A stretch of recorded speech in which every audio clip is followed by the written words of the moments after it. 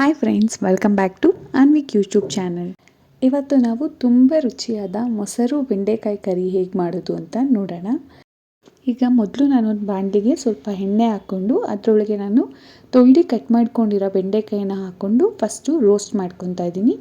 ಈ ರೀತಿ ಬೆಂಡೆಕಾಯಿನ ನಾವು ಸ್ವಲ್ಪ ಹುರ್ಕೊಳ್ಳೋದ್ರಿಂದ ಜಿಗುಟು ಕಮ್ಮಿ ಆಗುತ್ತೆ ಮತ್ತು ಕರಿಯ ರುಚಿ ಇನ್ನಷ್ಟು ಹೆಚ್ಚಾಗುತ್ತೆ.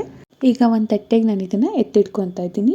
ಈಗ ಅದೇ ಪಾತ್ರೆಗೆ ನಾನು ಇನ್ನೊಂದು ಸ್ವಲ್ಪ ಎಣ್ಣೆ ಹಾಕ್ಕೊಂಡು ಸಣ್ಣದಾಗಿ ಕಟ್ ಮಾಡ್ಕೊಂಡಿರೋ ಕರಿಬೇವನ್ನ ಹಾಕ್ಕೊತಾ ಇದ್ದೀನಿ. ಹಾಗೆ ಒಂದು 4 ಹಸಿಮೆಣ್ಸಿಕಾಯಿನ ಕಟ್ ಮಾಡಿರೋದು ಹಾಕ್ಕೊತಾ ಇದ್ದೀನಿ.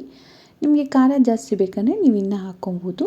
ಹಾಗೆ ನಾನಿಲ್ಲಿ ಈರುಳ್ಳಿನ ಕಟ್ ಮಾಡಿರೋದನ್ನ ಹಾಕ್ಕೊಂಡು ಸ್ವಲ್ಪ ರೋಸ್ಟ್ ಮಾಡ್ಕೊತಾ ಇದ್ದೀನಿ. ಈರುಳ್ಳಿ ಬೇಗ ಫ್ರೈ ಆಗಬೇಕು ಅಂದರೆ ನಾವೊಂದು ಸ್ವಲ್ಪ ಉಪ್ಪನ್ನ ಆ್ಯಡ್ ಮಾಡಿದ್ರೆ ಅದು ಬೇಗ ಫ್ರೈ ಆಗುತ್ತೆ. ಈಗ ಇದಕ್ಕೆ ನಾನು ಟೊಮೊಟೊ ಸಹ ಆ್ಯಡ್ ಮಾಡ್ಕೊತಾ ಇದ್ದೀನಿ. ಟೊಮೊಟೊ ಸ್ವಲ್ಪ ಬೆಂದ ಮೇಲೆ ನಾನು ಇದಕ್ಕೆ ಅರಿಶಿನ ಪುಡಿ, ಧನಿಯಾ ಪುಡಿ, ಗರಂ ಮಸಾಲ ಹಾಗೆ ಕೊನೆಯದಾಗಿ ಸ್ವಲ್ಪ ಚಿಲ್ಲಿ ಪೌಡರ್ನ ಸಹ ಆ್ಯಡ್ ಮಾಡ್ತಾಯಿದ್ದೀನಿ. ಎಲ್ಲನೂ ಒಂದ್ಸಲಿ ನಾವು ಚೆನ್ನಾಗಿ ಮಿಕ್ಸ್ ಮಾಡ್ಕೊಳ್ಳೋಣ. ಈಗ ಇದಕ್ಕೆ ನಾನು ಮೊಸರನ್ನ ಆ್ಯಡ್ ಮಾಡ್ಕೊತಾ ಇದ್ದೀನಿ. ನಾನಿಲ್ಲಿ ಒಂದು ಅರ್ಧ ಬಟ್ಲು ಮೊಸರನ್ನ ಹಾಕ್ಕೊತಾ ಇದ್ದೀನಿ. ಮೊಸರು ಹಾಕಿದ ಮೇಲೆ ಉರಿನ ಸ್ವಲ್ಪ ಕಮ್ಮಿಯಲ್ಲಿ ಇಟ್ಕೊಂಡು ಬೇಯಿಸ್ಕೊಳ್ಳಿ, ಇಲ್ಲಾಂದರೆ ಮೊಸರು ಒಡ್ಕೊಳ್ಳೋ ಚಾನ್ಸಸ್ ಇರುತ್ತೆ. ಈಗ 1-2 ನಿಮಿಷ ನಾನು ತಟ್ಟೆ ಮುಚ್ಚಿ ಮಸಾಲಾನ ಬೇಯಿಸ್ಕೊಂಡಿದ್ದೀನಿ. ಈಗ ಇದಕ್ಕೆ ನಾನು ಮುಂಚೆನೇ ರೋಸ್ಟ್ ಮಾಡಿಟ್ಕೊಂಡಿದ್ದಂಥ ಬೆಂಡೆಕಾಯಿನ ಆ್ಯಡ್ ಮಾಡ್ತಾಯಿದ್ದೀನಿ.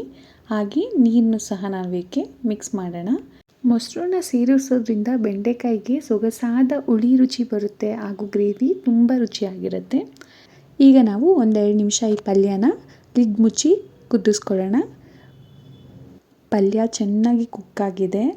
ಈಗ ಇದಕ್ಕೆ ನಾವು ಕೊನೆಯದಾಗಿ ಕೊತ್ತಂಬರಿ ಸೊಪ್ಪನ್ನ ಉದುರಿಸಿದ್ರೆ ಮೊಸರು ಬೆಂಡೆಕಾಯಿ ಕರಿ ಸವಿಯಲು ಸಿದ್ಧ. ಇದನ್ನು ನೀವು ಅನ್ನ, ಚಪಾತಿ, ರೊಟ್ಟಿ ಎಲ್ಲದ್ರ ಜೊತೆ ಸಹ ಸೇವಿಸ್ಬೋದು.